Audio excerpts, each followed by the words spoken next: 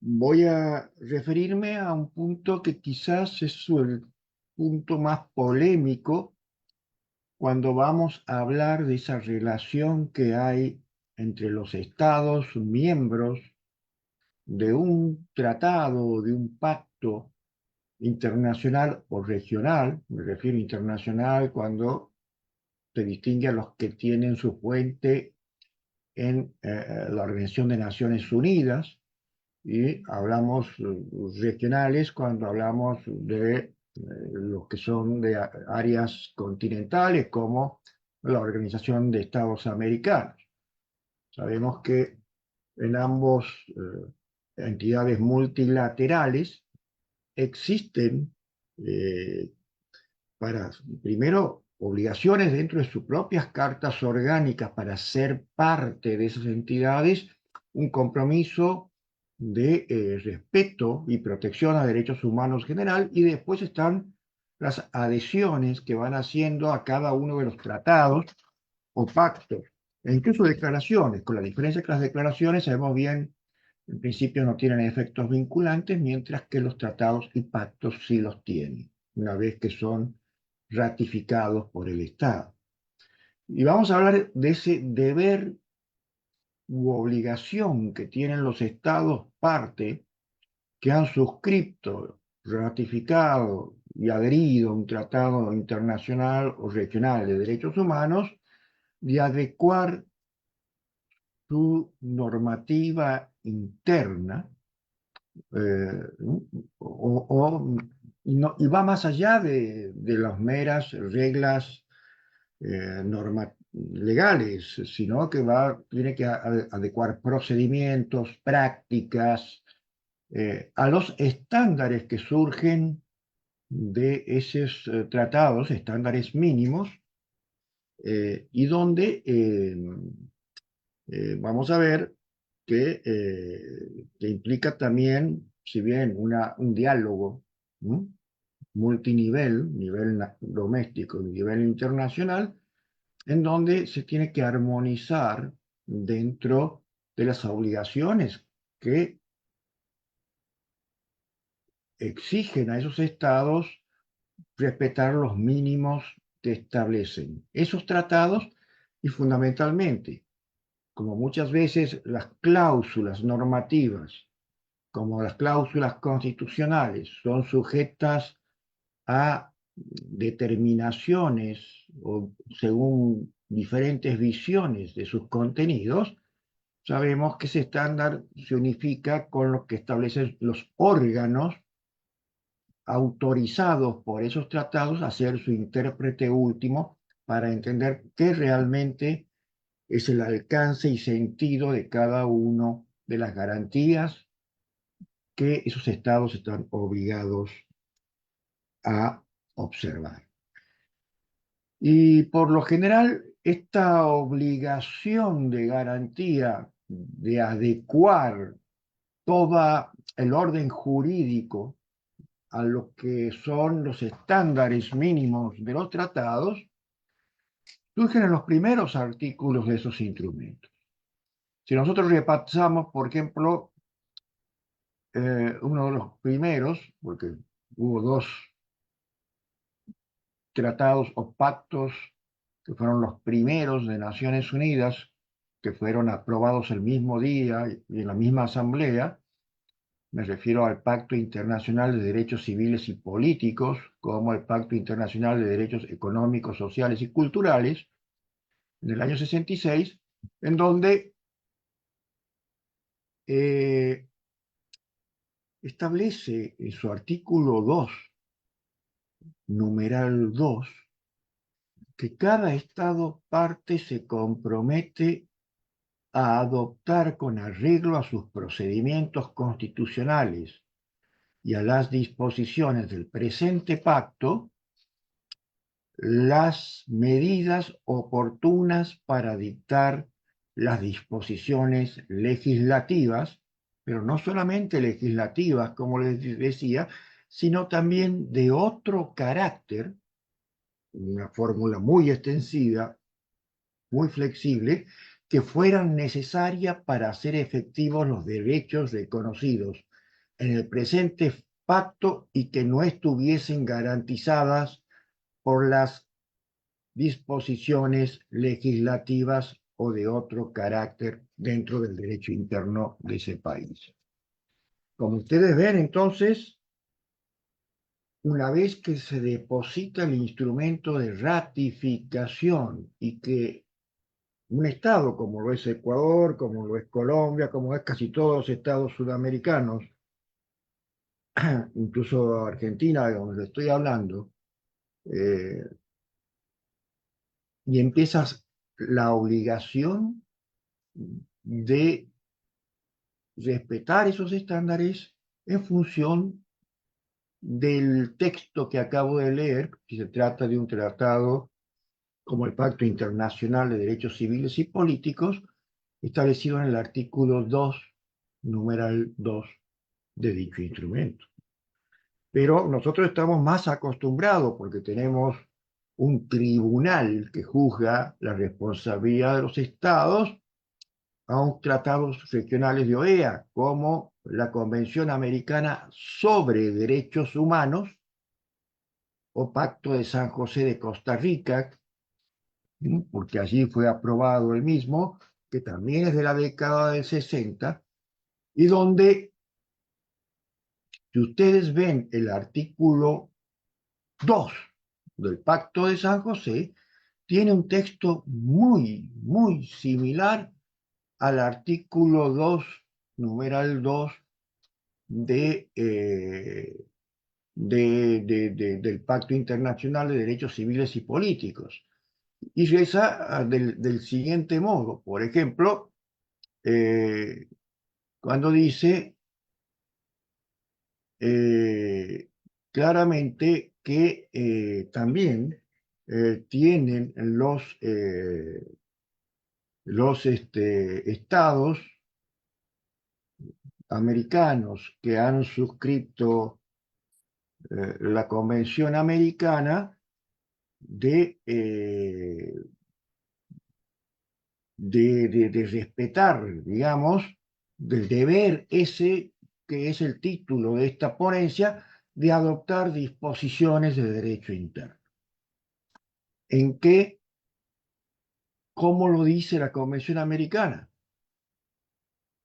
De un modo muy similar, decía, al que acabo de referirles anteriormente, porque dice que sin el ejercicio de los derechos y libertades, y hace una remisión al artículo 1, que es el deber de respetar derechos reconocidos en el pacto, no estuviese garantizado por disposiciones legislativas y de otro carácter, los estados partes se comprometen a adoptar con arreglos a sus procedimientos constitucionales y a las disposiciones de esta convención en relación al Pacto de San José, las medidas legislativas o de otro carácter que fueran necesarias para hacer efectivos tales derechos y libertades.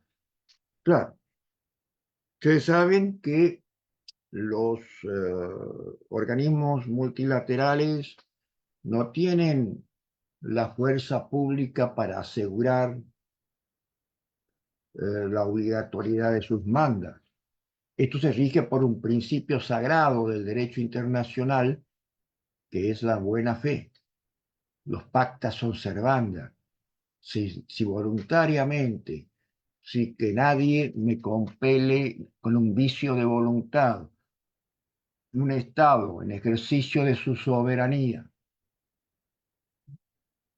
adhiere o suscribe un tratado y después lo ratifica depositando el instrumento, entonces se entiende en la honorabilidad que tiene esa nación de que sus obligaciones contraídas con la comunidad internacional no va a comprometerse para después desconocer el compromiso asumido. Claro, esa sería la lógica para que pueda trabajar un principio que en el derecho internacional se le llama efecto útil. ¿Por qué efecto útil? Porque ustedes van a ver que esos artículos, tanto del Pacto Internacional de Derechos Civiles y Políticos como del Pacto de San José de Costa Rica, habla de ese deber de adoptar disposiciones legislativas y de otro carácter necesarias para hacer efectivas, ¿eh?, esos derechos garantidos por esos tratados. Es decir, si no hay la buena fe del Estado, una vez que es parte y se encuentra comprometido y obligado a respetar esos estándares, y obviamente va a ser letra muerta. Aquí va a perder su honorabilidad como país, va a ser un país que no tiene palabra, es como el contratante privado que firma un contrato y después no lo cumple. Entonces, ¿qué pierde? El crédito, pierde que le crean. Nadie después quiere decir, este es un sinvergüenza, un atorrante que se compromete y después niega los compromisos asumidos. Bueno, eso pasa también en cuanto al prestigio y en cuanto a la consideración que se tiene a nivel internacional cuando esos países que han firmado estos tratados después olímpicamente no los respetan y no cumplen con que rijan esas garantías como reaseguro subsidiario que tienen sus habitantes, porque la suscripción no lo hace como un cumplimiento de una obligación bilateral, sino los tratados de derechos humanos son en beneficio de terceros, que no son las partes que intervienen. No, no es el beneficiado ni la entidad multilateral, ni es beneficiado ese Estado que lo suscribe y ratifica, sino ¿quiénes son los beneficiarios? Son todos los sujetos que están bajo la jurisdicción de ese Estado. Y miren que he utilizado la palabra sujetos en función de lo que significa, son las personas, y persona para las convenciones es todo ser humano, ¿no?, sin distinción de raza, nacionalidad y todo lo que dijimos. ¿Por qué? ¿Por qué no ha utilizado la fórmula, por ejemplo, de garantir derechos a los ciudadanos y utiliza la fórmula de todos los sujetos que están bajo su jurisdicción? ¿Por qué? Porque para una persona extranjera, aunque no sea de un país que es parte del tratado, el compromiso de adoptar disposiciones de derecho interno es para proteger también los derechos humanos de esos extranjeros, aunque no sean residentes del país. Vamos a suponer, ustedes son ecuatorianos, vienen aquí a la Argentina y alguien y no les gustaría, por ejemplo, que la policía los detenga, que no les informen por qué los detienen, eh, sean detenciones arbitrarias, y le digan, no, bueno, como usted es extranjero, usted no tiene derecho aquí. Y no es así, ¿no? Ustedes tienen casi los mismos derechos que un ciudadano argentino. Quizás algunos que, como no son absolutos, como electorales por el tema de la residencia o según el cargo de que se trate, no puede acceder un extranjero. Pero en cuanto a los derechos esenciales, como la integridad física, la vida, la libertad y todos los demás, tienen las mismas garantías que un ciudadano de ese país que ha suscrito un tratado de derechos humanos. Por eso utiliza la fórmula todos los sujetos que estén bajo la jurisdicción del Estado y no de los ciudadanos de ese país, porque comprende ciudadanos como extranjeros. ¿Mm? Entonces, ese deber, ¿cómo vamos a ver por qué y cuáles han sido, digamos, la forma en que se han ido elaborando estos conceptos de deber, ¿m? Eh, eh, de dónde viene esa obligación de adecuar la normativa interna, como decían en sus artículos mencionados, tanto de la Convención de Derechos Humanos Americana como la internacional, del Pacto Internacional que les he mencionado. Y lógicamente, eh, lo primero que vamos a ver es que como la comunidad internacional, sobre todo después de la Segunda Guerra Mundial y después de conocer todos los ataques a la dignidad humana y donde se concibió a la dignidad humana después de las sentencias de Nuremberg como un verdadero bien jurídico protegido, cuando antes era una cuestión filosófica o teológica ajena al derecho, este, entonces aparece que se organizan los países en comunidad internacional y lo primero que hacen es dictar un tratado que está en todos los países que forman parte de Naciones Unidas y también de OEA o del Consejo de Europa y de demás entidades multilaterales o el Consejo Africano de los Pueblos. ¿Sí? Son los sistemas grandes regionales que existen, en donde dice las obligaciones de los contratantes en cualquier cuestión eh, que sea materia del derecho internacional, incluyendo los tratados de derechos humanos. Incluso para otros tratados que no son de derechos humanos, que pueden ser de cooperación entre países, etcétera, etcétera, que está en la Convención de Viena de la década, fines de la década del 60, de Naciones Unidas sobre derecho de los tratados. Y esa Convención de Viena de Derecho de los Tratados establece en su artículo 26 el principio romano pacta sunt servanda. Si los países firman un pacto es para que sea cumplido. Esa es la buena fe que hablamos y que implica que los estados deben cumplir sus obligaciones convencionales de buena fe. Por lo tanto, si un país tiene mecanismos internos que dicen, no, bueno, yo firmo, pero después voy a tener que ver qué pasa internamente, si no hay colisión, no. Esto le está diciendo, no, no, está, señor. Usted no puede después venirme a decir que no puede cumplir después de firmar el tratado porque tiene impedimentos de su derecho interno, aunque sean constitucionales. ¿Mm? Porque tiene la obligación internacional de incorporar la normativa internacional, sí, respetando mecanismos constitucionales, pero no puede después decir, no, mi constitución no me deja a mí incorporar. Ah, bueno, esa reflexión, señor, tendría que haberla hecho antes de suscribir y ratificar por sus órganos de poder, como la Asamblea Parlamentaria, el tratado, y no me venga ahora a decir que no se habían dado cuenta que había normas internas que podían generar alguna colisión.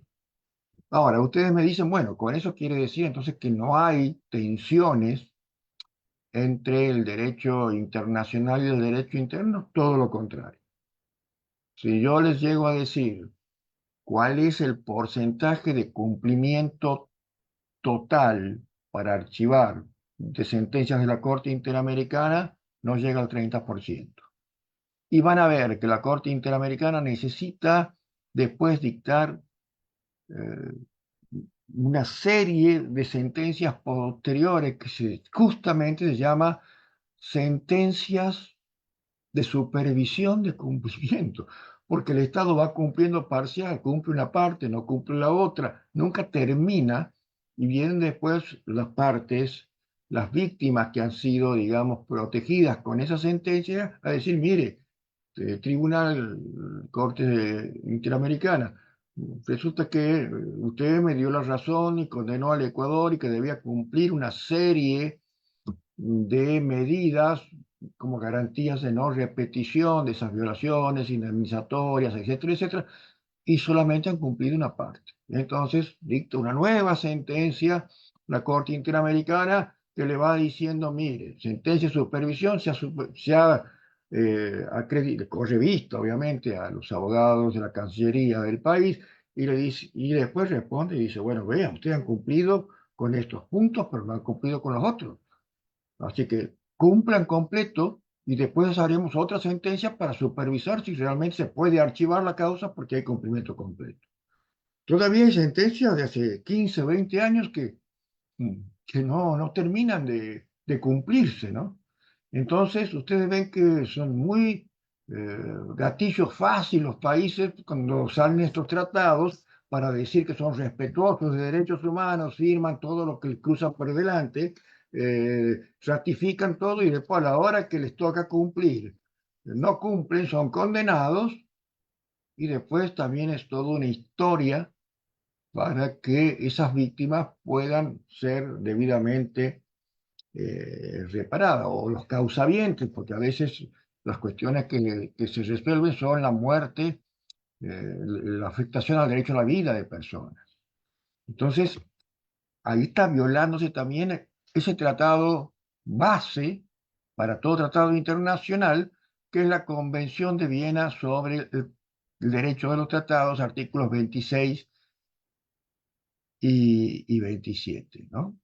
Y los que supervisan estos cumplimientos, y bueno, son tribunales internacionales o son eh, distintos eh, órganos que los mismos tratados establecen, como por ejemplo eh, los comités, los comités ante el Alto Comisionado de Derechos Humanos de Naciones Unidas en Ginebra. Ustedes ven que el tratado de la CEDAW, que es la sigla sobre el Tratado Internacional de No Discriminación y Violencia por los Derechos de la Mujer, tiene el Comité de los Derechos de la Mujer, que es el intérprete de ese tratado, que sus interpretaciones que hace el comité es el equivalente a una sentencia de la Corte Interamericana respecto a algún artículo que tiene la Convención Americana sobre Derechos Humanos, por ejemplo, o el Comité de los Derechos del Niño, que es el auténtico intérprete, es un comité de expertos, no solamente abogados, sino interdisciplinarios, que dan observaciones generales en donde aclaran puntos, por ejemplo, sobre todo sobre la justicia penal juvenil, y, y después hacen informes eh, particulares por estado, donde van, en función de la obligación que tienen los estados de informar sobre el cumplimiento de lo que establece la Convención Internacional del Niño, marcarle qué cosas están haciendo mal para que las corrijan. Entonces, así juega, digamos, el efecto útil de estos tratados dentro de esto que llamamos eh, la obligación estatal de adoptar disposiciones de derecho interno. Entonces, pasando un poco en síntesis, cuando hablamos de esa obligación de adoptar disposiciones del derecho interno, se refiere a ese deber que adquiere un país una vez que es parte de estos tratados de incorporar, modificar o suprimir normas jurídicas para que puedan no colisionar con esas normas jurídicas internacionales que emanan de los tratados y de sus órganos. El principio del control de convencionalidad es justamente esa adecuación que debe haber entre el derecho interno y el derecho internacional en función de esa obligación estatal de adecuar el derecho. Y eso garantiza el cumplimiento de esos compromisos internacionales que hemos hablado y de la exigibilidad de los derechos y deberes que se establecen a nivel internacional y en el ámbito internacional.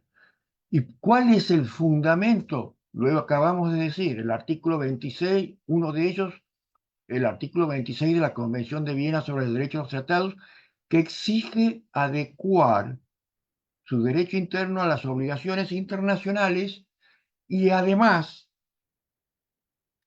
que no podrá oponer normas, incluso la constitución de ese país, porque es derecho interno para no cumplir los compromisos adquiridos. ¿Mm? Por eso, cuando eso se agrava más en un plus cuando se trata de derechos humanos, y están distintos organismos, como les he hablado, los comités de derechos humanos de Naciones Unidas, los tribunales regionales, como la Corte Interamericana de Derechos Humanos, aquí en América, o la Corte Europea de Derechos Humanos en Europa, o el Tribunal de Derechos Humanos y de los Pueblos en África, ¿no?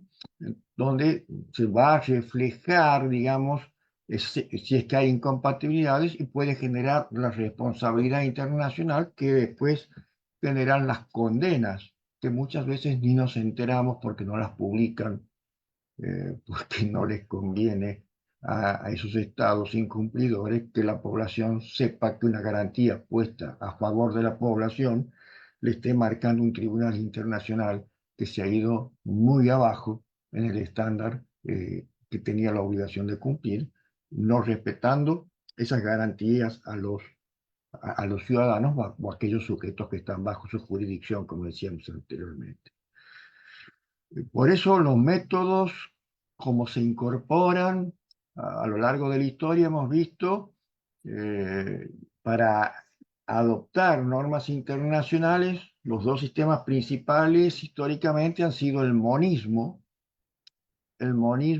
jurídico, que siempre ha buscado que el derecho internacional se incorpore automáticamente al derecho interno tras la ratificación, tras el depósito del instrumento de ratificación, sin necesidad de ningún mecanismo que, una vez ratificado, sin necesidad que tenga después que eh, buscar un mecanismo de entrada en vigencia dictada por órganos internos, ¿eh? Entonces, deposito el instrumento ratificando el tratado, eso ya empieza a regir como norma nacional también, juntamente con la norma nacional.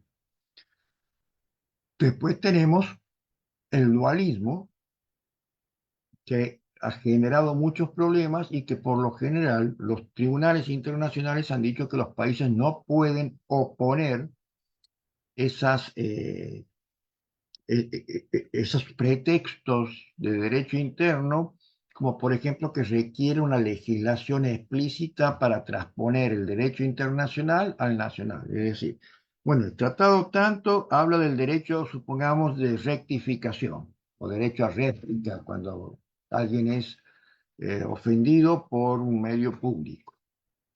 Digamos que no existe en el derecho interno. Y alguien que ha sido ofendido va y le pide a los tribunales nacionales, mire, me han ofendido, como si bien no hay legislación interna que me dé derecho a rectificar, yo quiero ese espacio, el mismo espacio público, desde medio de público de difusión por el que me han ofendido, que me den a mí los mismos minutos para poder rebatir esa ofensa. Si es que el tribunal le da el espacio, considera que ya está rigiendo automáticamente el derecho internacional, aunque no esté legislado en el derecho interno. Entonces ahí vemos, digamos, que hay una conducta tipo monista, es decir, ya una ratificación, esto ya rige como si fuera derecho interno. Ahora, si el tribunal dijera, vea, sí, muy lindo, pero está en el tratado, pero todavía la Asamblea Parlamentaria no ha dictado una norma para que se pueda ejercer ese derecho, ahí estaríamos en lo que es el dualismo. No solamente se necesita la ratificación, sino que también los contenidos de ese derecho estén contemplados en una norma de derecho interno. Por eso se habla de adecuación, diciendo que como que tenía que adecuar, podía, pero hoy por hoy va perdiendo espacio desde el derecho internacional. El monismo pero en el dualismo y se impone algo que va más allá de dualismo y monismo, y como es un derecho subsidiario, que si la protección es suficientemente acordada por las leyes y por las prácticas y por las constituciones locales, entonces no hace falta que actúe el derecho internacional. Ahora, si el estándar de protección de las leyes nacionales, incluida la Constitución y las prácticas, es de menor protección en cuanto al estándar internacional, allí entonces se va a privilegiar, o porque no está, digamos, adecuado el derecho, ahí va a prevalecer el derecho internacional. Hoy lo que rige, para no discutir cuestiones monistas y dualistas, es lo que se llama el principio de favorabilidad. ¿Qué les estoy queriendo decir cuando hablo de principio de favorabilidad? Y que rige y va a tener primacía y supremacía no el derecho interno, no el derecho internacional, sino conforme al caso concreto, aquel que preste una protección de mayor nivel, de mayor grado a ese derecho que está afectado, ¿no? Es la aplicación de lo que conocemos como principio pro homini, el mejor principio que proteja la dignidad humana. Lo tiene el derecho nacional, rige el derecho nacional, no tiene nada que hacer porque es subsidiario del derecho internacional. ¿Para qué se va a meter el derecho internacional si tenemos normas más protectorias nosotros y la aplicamos? Ahora, tiene mejor protección porque no la tiene el derecho nacional o porque no se aplica, rige el derecho internacional, porque se aplica la norma más favorable, el principio pro persona, principio pro hombre. Los que son de Ecuador, me gustaría que lean el artículo 426 de la Constitución de Montecristi. Alguno que lo tenga a mano, abra el micrófono, le autoricen a abrir el micrófono y me lean el 426. Y vamos a ver, de lo que estamos hablando está también contemplado en la Constitución política del país. Ábranlo. Doctor, yo podría leerlo. Sí, En el artículo 4, el territorio de Ecuador constituye una unidad geográfica e histórica de... 426, ¿no? 426. Perdón, ya lo busco. Sí, 426, capítulo 1, Sí. principios, supremacía de la Constitución. Todas las personas, autoridades e instituciones están sujetas a la Constitución. Las jueces y jueces, autoridades administrativas, servidoras y servidores públicos aplicarán directamente las normas constitucionales y las previstas en los instrumentos internacionales de derechos humanos siempre que sean más favorables a las establecidas en la Constitución, aunque las partes no las invoquen expresamente. Los derechos consagrados en la Constitución y los instrumentos internacionales de derechos humanos serán de inmediato cumplimiento y aplicación. No podrán alegarse falta de ley o desconocimiento de las normas para justificar la vulneración de los derechos y garantías establecidos en la Constitución, para desechar la acción interpuesta en su defensa, ni para negar el reconocimiento de tales derechos. Bien, gracias, Jordi. Bueno, ustedes ven la claridad con que el constituyente ecuatoriano, de su constitución vigente, habla del principio de favorabilidad. Pone la constitución y a los tratados en una misma escala, pero dice, va a aplicar la más favorable.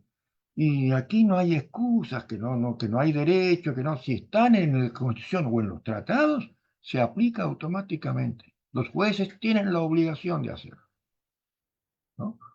Muchas veces no prestamos la atención debida, pero es un artículo tremendo. Y no lo dice el tratado, lo dice la constitución política ecuatoriana. Y la Argentina también tiene una norma parecida a esa, y casi todas las condiciones políticas la tienen. ¿Mm? Por eso, los derechos humanos, por lo general, han forzado el derecho internacional, ese deber de adecuación y de observancia, ha forzado que las reformas constitucionales reconozcan este juego. Lo vemos ahí en la Constitución ecuatoriana, que lo tiene bien explícito, para reconocer derechos en un grado de igualdad, incluso derechos que el orden jurídico hasta el momento no los contemplaba. ¿Mm? Sobre todo el orden jurídico infraconstitucional. Y esto tiene una base legal de obligación que se refiere a la incorporación de esas normas del derecho, la recepción de esas normas del derecho internacional como tratados, convenios, incluso el derecho consuetudinario internacional. La costumbre internacional es una fuente de derechos al orden jurídico nacional para garantizar el cumplimiento de esos compromisos internacionales conforme lo resaltan también los textos de los tratados, y que los derechos y deberes a nivel internacional sean exigibles del mismo modo que son exigibles los reconocidos por la Constitución. ¿Mm? Eh, Esa es la fuerza que tiene el principio pacta sunt servanda del artículo 26 de la Convención de Viena, y donde están estos órganos que, como he dicho, de supervisión. Hemos hablado también cómo es los métodos, y esto ha generado reformas para derechos que antes no eran contemplados en las últimas centurias por nuestras constituciones. Ha empezado a tratar los textos constitucionales como la igualdad de género, derechos de los pueblos originarios, o las tipificaciones de delitos contra las torturas, desapariciones forzosas, genocidios, o las cuestiones vinculadas al derecho ambiental. Bien, creo que debe ser la constitución en el mundo más protectora del derecho ambiental, la de Ecuador, donde incluso es sujeto de derecho a la naturaleza en forma expresa. Y esto es producto de todo ese diálogo multinivel que se ha generado. Otra cosa es que los operadores que deben hacer aplicar estos principios supremos no estén a la altura y muchas veces no lo apliquen o los apliquen mal. Por eso también otros países terminan siendo condenados internacionalmente, y no nos gusta que las cortes interamericanas digan, miren, no han violado solamente el tratado, han violado la propia carta política del país. ¿Mm? Entonces, de eso se trata. Pero hay mucha resistencia a veces, y sobre todo cuando vienen políticas en los estados de tipo negacionistas. ¿Y qué hablo cuando hablo de políticas negacionistas? Son aquellas ideologías políticas que tienen otra visión de los derechos, o solamente eh, hacen prevalecer algunos derechos fundamentales o derechos humanos por sobre otros. Por ejemplo, lo importante aquí es la libertad o la propiedad privada, y lo demás está por abajo. No, aquí todos los derechos tienen una misma categoría. Vale la libertad privada como la libertad comunitaria de los pueblos originarios. Y Ecuador ha sido condenado, como que se me viene a la cabeza ahora, fue Boquicha de Saramaca versus Ecuador, ¿m? En donde, aplicando el artículo 21 de la Convención Americana, que habla incluso de propiedad privada, porque es un artículo de la década del 60, dijo que, bueno, que la interpretación evolutiva hacía que también se deba respetar la propiedad comunitaria propia de los pueblos eh, originarios, y Ecuador en ese caso no hizo la consulta previa, siendo que también había ratificado convenios como el de la Organización Internacional del Trabajo, el convenio 169 de la OIT, que reconoce esos derechos de pueblos originarios y tribales, ¿sí? Y el derecho a consulta. Entonces, todo eso es una trama de una hermenéutica en donde también el derecho internacional de los derechos humanos y el derecho regional de los derechos humanos, digamos, se articulan para reforzar los contenidos adecuados que pueda tener el derecho interno de ese país que es parte de esos dos tratados. Y esto genera desafíos. Cuando un país ya de buena fe ha firmado y ha ratificado, tiene que tratar de que esa adecuación no se la pide que sea de un día para otro. A veces hacen falta recursos, por eso les dice que los derechos humanos son progresivos, ¿no? No es en forma inmediata, porque a veces tiene que organizar recursos, políticas, las mismas burocracias. Entonces, siempre está presente lo que es esa mención del plazo razonable, así como en materia eh, penal está el plazo razonable, ¿no es cierto?, para las prisiones preventivas, para los procesos penales. Bueno, también aquí entra a jugar el plazo razonable para la adecuación, y eso va a ser en función de los contextos y características de cada adecuación que sea necesario hacer. Y además tienen un deber y tienen que cumplir los países, porque muchas veces vemos que muchos servidores públicos, muchos jueces en nuestros países no conocen ni derecho constitucional en profundidad, ni mucho menos el derecho internacional. Por eso en las garantías de no repetición de las condenas internacionales sobre estas cuestiones de deber de adecuación, de deber de diligencia, etcétera, etcétera, para que tengan efecto útil la protección de estos derechos, se ponen que tienen la obligación de capacitar especialmente a jueces y funcionarios para aplicar estas normas. Por eso, no sé si estoy en tiempo, me avisas, Eric, si más o menos estamos en tiempo. Justamente, estimado doctor, tenemos 7 minutos. Bueno, vamos a ir concluyendo para que de esos 7 minutos también podamos aprovechar en preguntas que quieran hacer los participantes de esta jornada virtual. Entonces, vamos a decir que el deber de adecuación busca que el derecho internacional, como decía, tenga efecto útil. Eso quiere decir que no sea simbólico, sino una herramienta práctica para garantizar la justicia en aquellos estados en que por distintos motivos baja de los mínimos de protección comprometidos. Y también es una imposición de que deben ir reformando sus leyes, crear mecanismos de aplicación, de acceso a esos derechos, como acceso a la justicia, y promover sobre todo para que pueda ser realizado que los operadores que involucrados en que esto se haga a nivel interno estén capacitados, tengan una buena capacitación para fortalecer el Estado de Derecho y se protejan los derechos de las personas dentro de un ámbito nacional.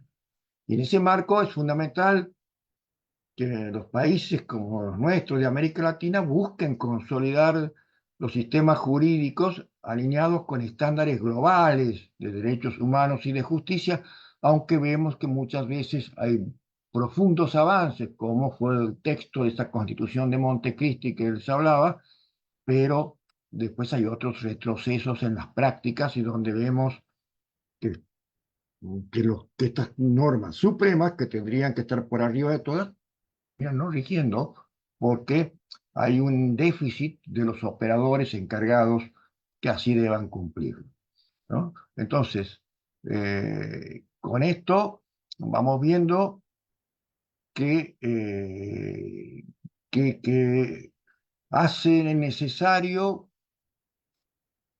que los países sigan observando, porque lo mandan las constituciones internas, los textos internos de las constituciones, como lo vimos, y también esos compromisos internacionales que se encuentran, lo tienen como Estados parte, ¿no? Y esto ha generado incluso sentencias emblemáticas en la Corte Interamericana por ese deber de adecuación, como por ejemplo Campo Algodonero, con las cuestiones que llevó a la reforma en México para tipificar el feminicidio y crear órganos especializados en la investigación de estos delitos, o cuestiones de tipo de conflictos culturales vinculados a el reconocimiento de los pueblos originarios, o los temas de justicia transicional, como pasó en Venezuela en los acuerdos de paz del 96, o en Colombia, ¿m? Hace 10 años atrás, o cuestiones para el medio ambiente, como el Acuerdo de Escazú de América Latina para garantizar derechos de información y participación ambiental, que ha hecho grandes reformas en Chile, bueno, en el mismo Ecuador, como lo hemos visto, y también eh, pueden haber incumplimientos que después terminan en la responsabilidad internacional y en el descrédito de ese Estado ante la comunidad internacional y que pueden terminar en sanciones económicas. Vemos lo que pasa con Venezuela, el aislamiento de ese país cuando después no se termina cumpliendo, aunque Venezuela haya denunciado el pacto, pero todavía sigue incumpliendo obligaciones que tenía cuando era parte del pacto, ¿no?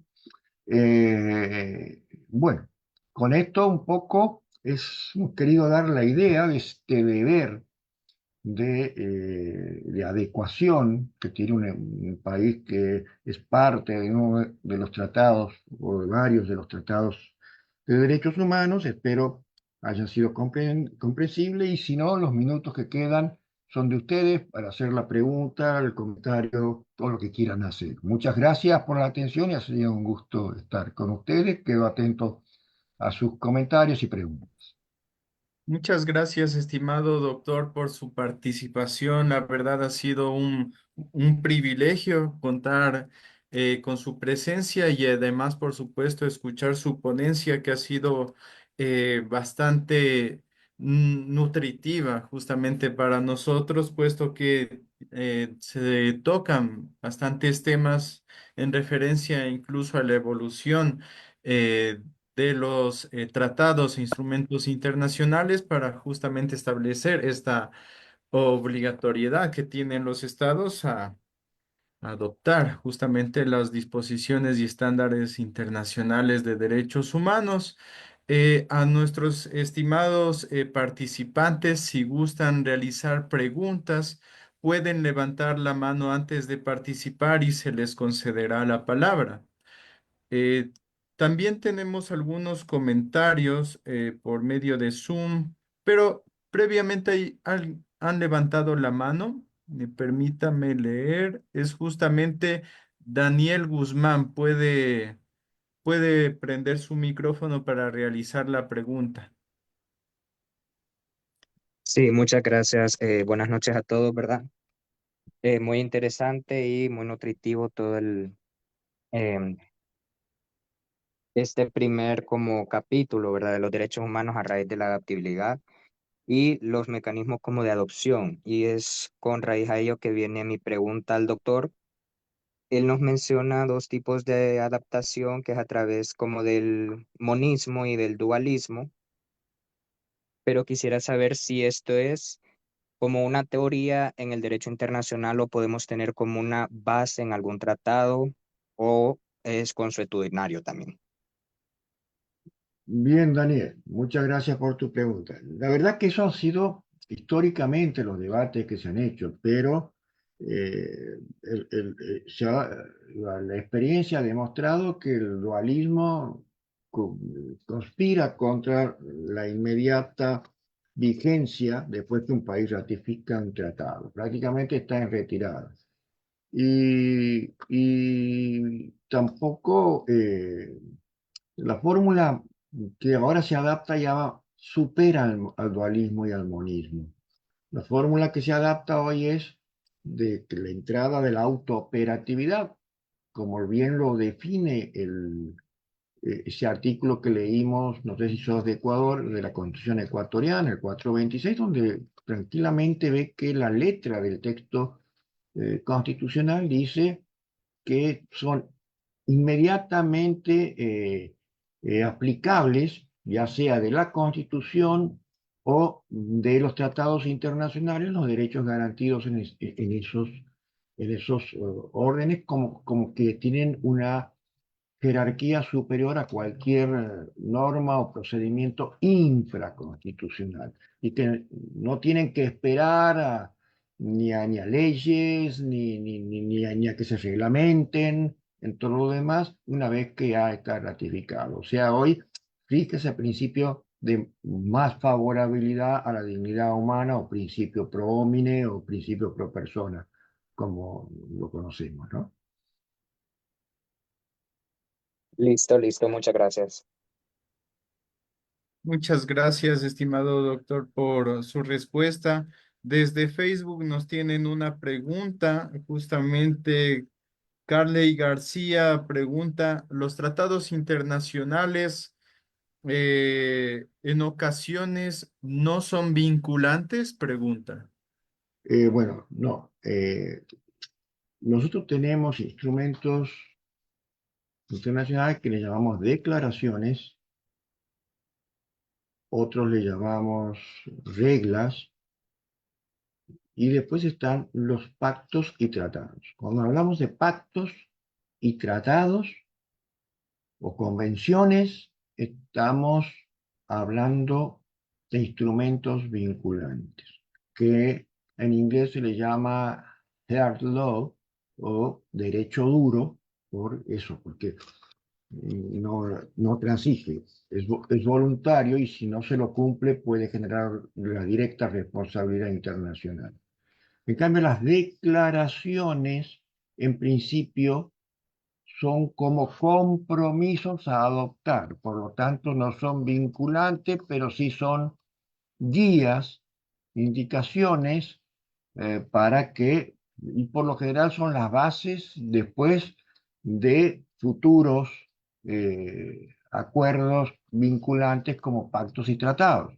Por ejemplo, la Declaración Universal de los Derechos Humanos de Naciones Unidas fue, digamos, el compromiso que tuvieron los países para después dictar los pactos internacionales vinculantes, ¿sí? Tanto de derechos civiles y políticos como de derechos económicos, sociales y culturales.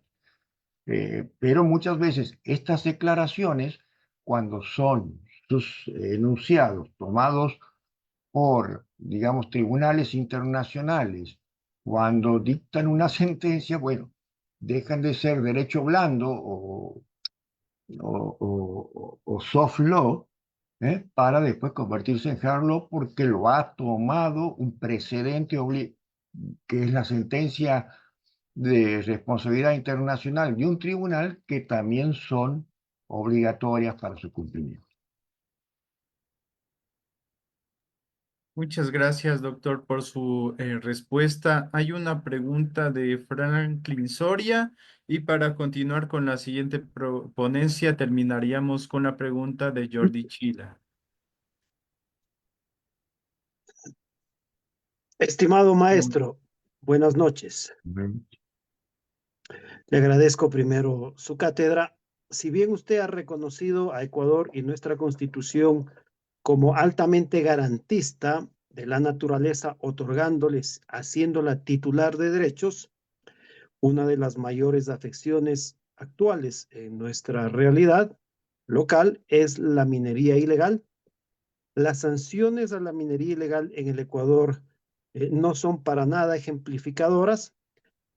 Hay un caso en la Corte Constitucional con una jurisprudencia leve, realmente.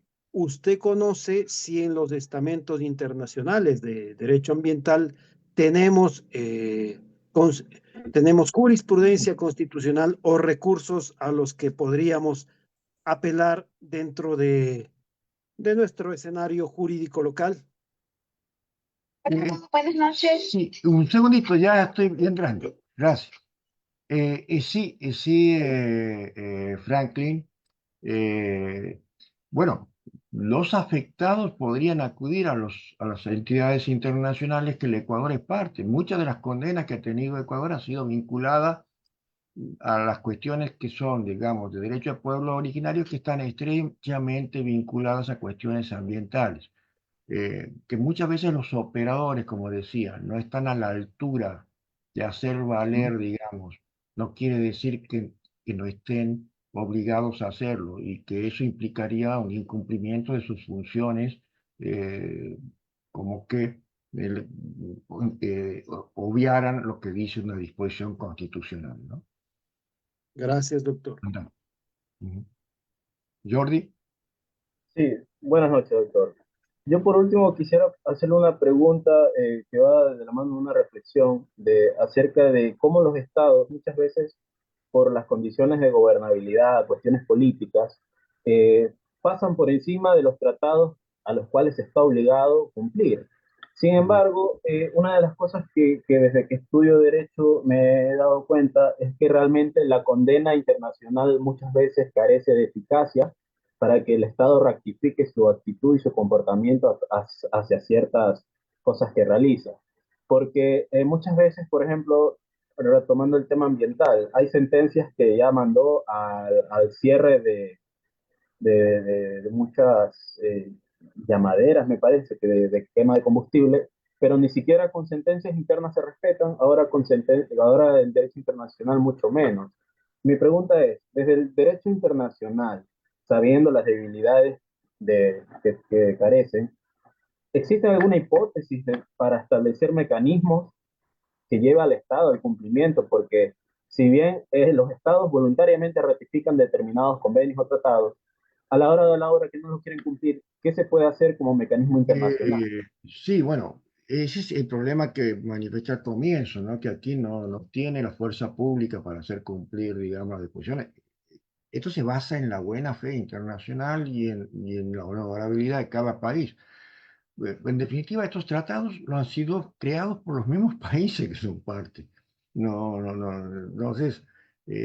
Entonces, va perdiendo credibilidad. Ahora, indirectamente sí puede generar, porque puede ser que incluso le apliquen la carta, puede hacer que incluso sean expulsados de la la entidad multilateral donde ese tratado, ¿no? Miren, Venezuela cuántas veces los países han pedido que se le aplique la carta de OEA y que de fuera de OEA, inclusive, y se van aislando en el mundo. Esto también genera que, por ejemplo, se caigan las inversiones porque el riesgo país aumenta. Pues miren, si estos no le hacen caso, si ustedes son inversores extranjeros que van y después acuden a un tribunal internacional porque no cumplen lo convenido en ese estado, o los expropian o los confiscan indebidamente. Bueno, si no ni siquiera les reconoce el derecho de sus propios habitantes, ¿qué le va a reconocer a usted que es un inversor extranjero? Ni respetan, entonces eso aumenta el riesgo país. Entonces, cuando consultan los inversores, ¿qué riesgo hay? Bueno, va a salir todo eso, no cumple con las sentencias internacionales, no respeta los derechos humanos, y entonces eso desalienta a los inversores. O sea, hay muchos mecanismos donde después solo se va aislando, y esa creo que es la peor condena que puede tener un país que sea tratado por el resto como un país que viola sistemáticamente todos los derechos fundamentales y derechos humanos, ¿no?